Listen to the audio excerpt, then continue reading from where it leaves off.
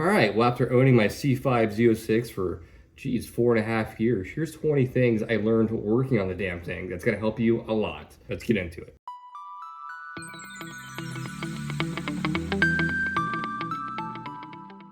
What's up, guys? Welcome back to the channel. So yeah, I've done a few of these type videos in the past. Typically, those were 15 or 20 things you might not know, or secrets, some arbitrary things that's not gonna help you at all. Here's 20 things that I've learned working on the car that's going to save you a lot of headache going forward. I combined a list that I don't think I've put any of these on a list before. Maybe a couple, but no, these are things that if you're an owner of a C5 and you do a lot of DIY, this will save you a lot of time. I guarantee it. So here's 20 things with no particular order, and I'm sure people watching this, you've had at least a handful of these happen to you. And here's some good shortcuts to get to the root of what's going on and fix it. So we'll start with number 1, go to 20. Again, the numbering is arbitrary. All these are sound advice.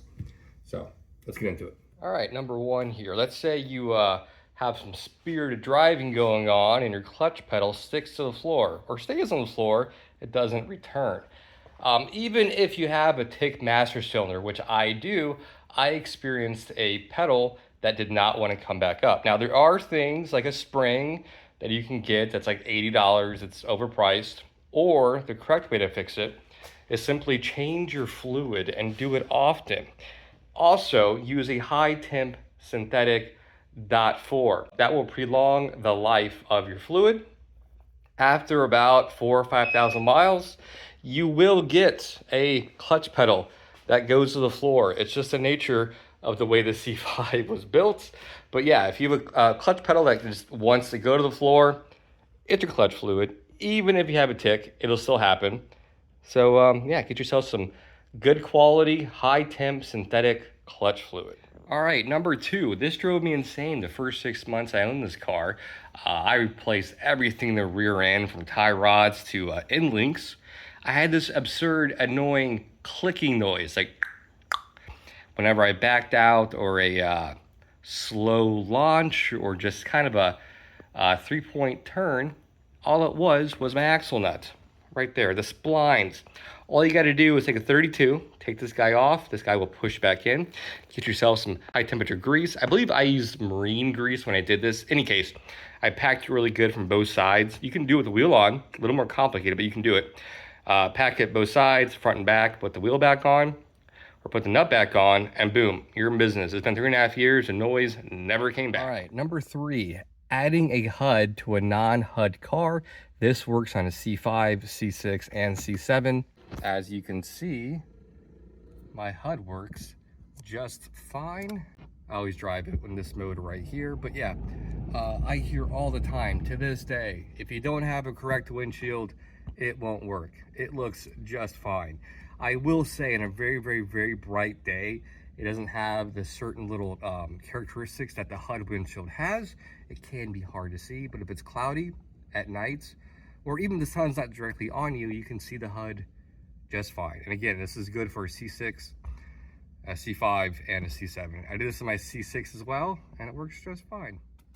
All right, if you have an FRC Z06 and or a convertible, a lot of times the rear hatch will get kind of sticky and won't open that well. Really easy to take care of. See that? See that action right there? You get a finger in there, no big deal. Only thing you got to do, replace your struts right there. It takes about 5 seconds. I'm serious, it takes literally probably to do both about a minute. And you have a little helper spring right there. This is actually a spring.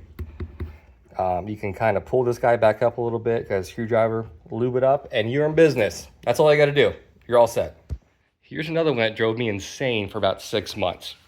If you go over a bump or a railroad crossing, etc., terrible thud coming from your dash type area. 9 times out of 10, it's actually your hood with your bump stops right there. You got 4 of them. One right there, and 2 more on the other side. All you got to do, take a 10mm to the base of this guy, right down there, unthread it about half or maybe a full turn, tighten it back down, and get rid of any slop, and there you go. No more annoying thud over annoying bumps. That easy. All right, number 6. This is also drove me insane. For the first 3 years I had this car. At night, whenever I had the lights on and I would come to a stop using my brake pedal, of course, I had dimming headlights. It drove me insane. Was it an alternator issue? Was it a battery issue? I had bad bulbs.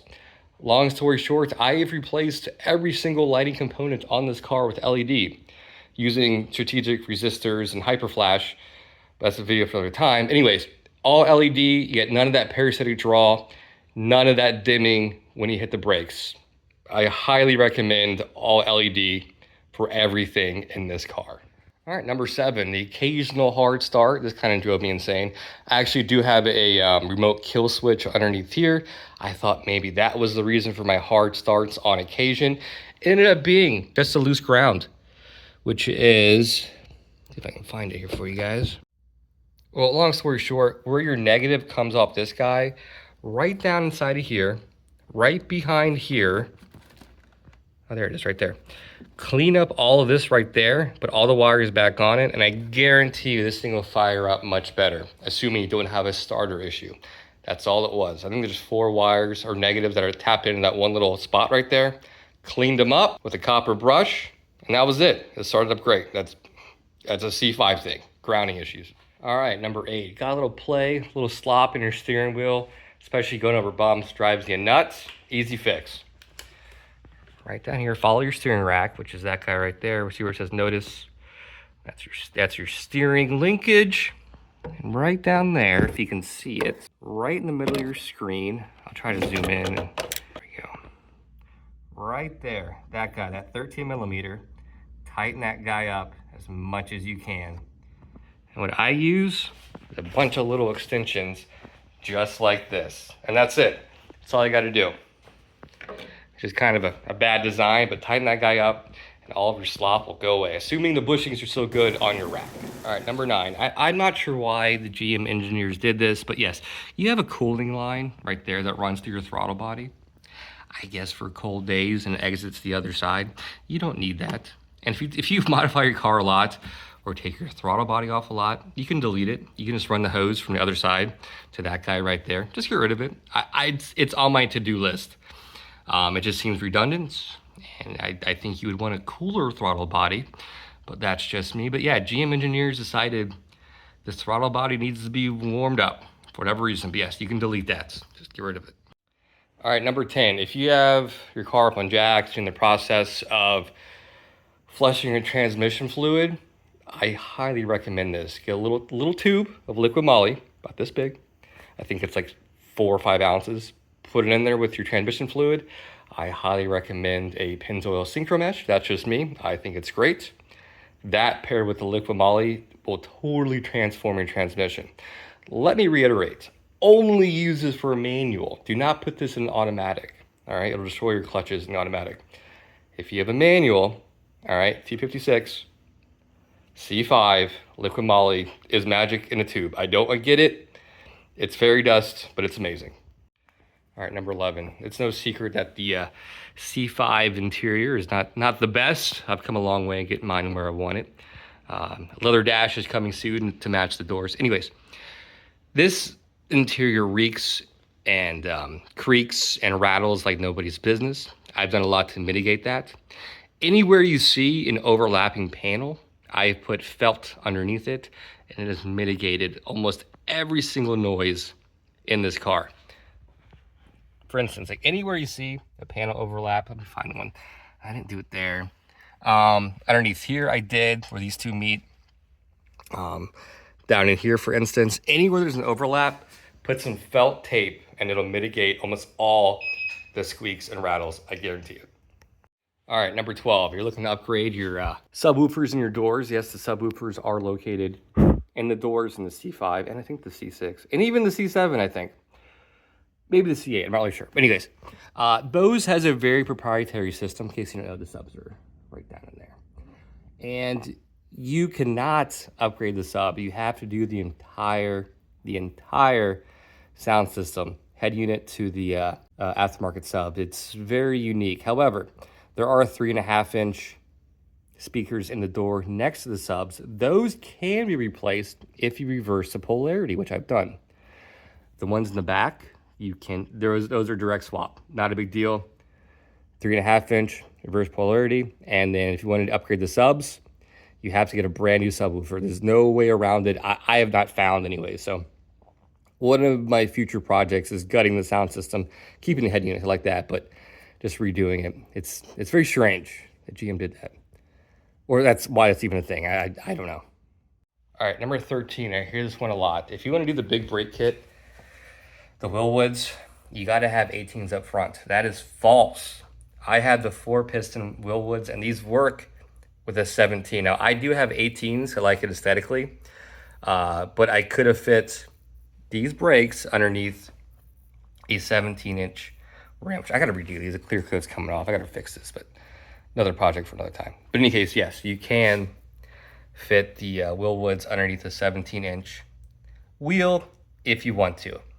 Now, other wheels aftermarket, I don't know, different offsets, but yeah, you can. All right, number 14, if you want to upgrade your headers, which I highly recommend, it's a great upgrade, get some more power, great for tuning. However, with that comes a very, very annoying tick from your valve train on the LS6 or the LS1. Now, in stock form, the headers are cast iron. It masks all that sound. The aftermarket headers are very, very, very thin.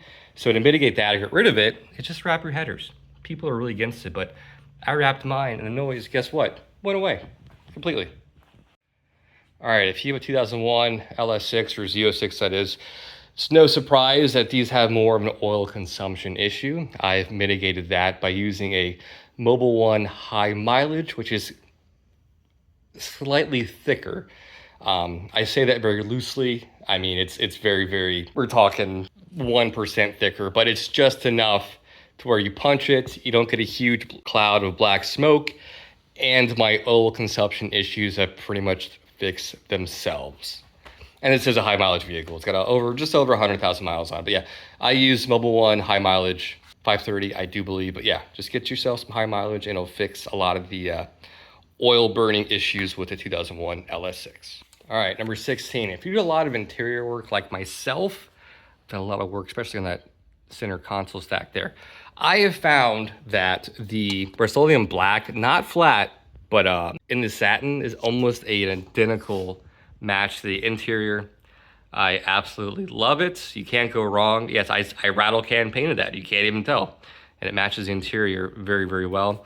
Now, the dash has kind of a sheen to it because over the years, the previous owner, a lot of that armor all and shit looks kind of gunked up. But again, that's going to be leather wrapped soon. But yeah, the Rust-Oleum satin black is a really good interior color match for the stock situation. All right, number 17. Here's another thing I see all the time. The little covers inside the bolt covers right there. Mine's kind of weird because I have a unique cover on it right there for my leather door. But you can get these guys. Actually lost one of my driver's side, so I got a set of these on Amazon for about $5. And that's the part number right there. It's like $5, like I said, and it's your house in like 2 days. So yeah, these are really easy to come by and they work pretty well. All right, number 18, in case you didn't know, the shifter on the C5, C6, and the C7, they're all interchangeable. So you got a frame on the C6, you want to put in your C5, no big deal. Even a C7 will work. However, if you get a C7 shifter situation, it'll work, but the pattern's not going to match to what it can do in the transmission. So obviously this is a 6-speed. If you put a C7 shifter in here, it will work. You can't put it into 7th gear, obviously. That's all governed by the internals of the transmission. Now, if you have a C6 shifter and want to put it in a C7, you could. It'll work. The gear pattern won't match, but yeah, they're all 3 generations are interchangeable. Someone's got an MGW, you want it in your C7, someone got a C5, it will work. Just get yourself a proper shift up for that car. All right, number 19. This one happened to me, drove me insane. I lost all function on my passenger door here about 2 years ago. And everywhere, every forum was like, oh, you got a bad this, you got a bad that, your computer's fried, you got to replace an ECU, your fuse box, blah, blah, blah. Long story short, I took the accordion out. There's a little pigtail. Actually, there's 2 pigtails in there. And I just repinned them. Well, not even that. I flipped them over. I took a pick and I rebent all the little pins. And guess what? It worked. That's all it was. Just lazy pins.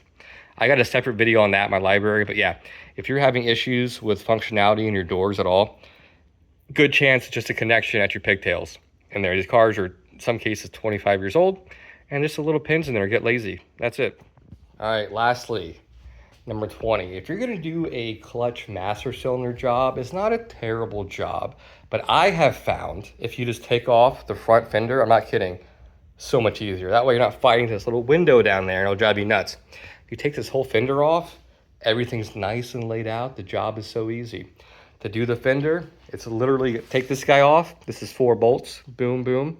2 on the sides with it up, obviously. This comes off. There's 2 bolts right there, 1 kind of in the middle. These guys right here. There's 1 kind of tucked inside. They're all 7mm, by the way. Besides, these are T15, but all the ones down here are 7mm. There's 2 down there. These guys, the 1 tucked inside, a couple in the wheel well, and these handful in there, and it comes right off. Once you've done it once or twice, you can get this off in 10, 15 minutes. I'm not even kidding.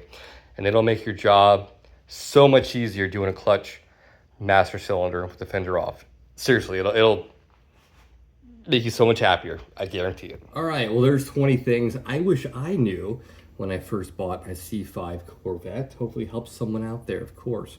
Again, this video is a little different than the ones that I've done in the past. That will definitely help you when you're trying to get something done. So, and please leave feedback if any more tribal knowledge stuff you know. It's always good to know, you know what I mean? So, all right, a few quick channel updates for the C8s. I got a brace coming, and then some engine dress up, lights, and then we're gonna put the C8 on hold for a while. We're gonna come back to the C5Z. We're gonna do the leather dash, finally. A new sound system, new seats, replacing Amazon seats. I know, they've been good seats, but I want something a little more robust. And probably a harness. And I think the C5 is just about done then. And then we'll come back to that guy later on for maybe some engine work, small cam, small pro charger, TBD. You know what I mean? So, cool. That's all I got for today. I got a long weekend. I don't want to film. I just want to do nothing. I'm looking forward to that. But maybe I will. I don't know. So, in any case, if you guys enjoyed this, and I'll see you guys next time. Mark out.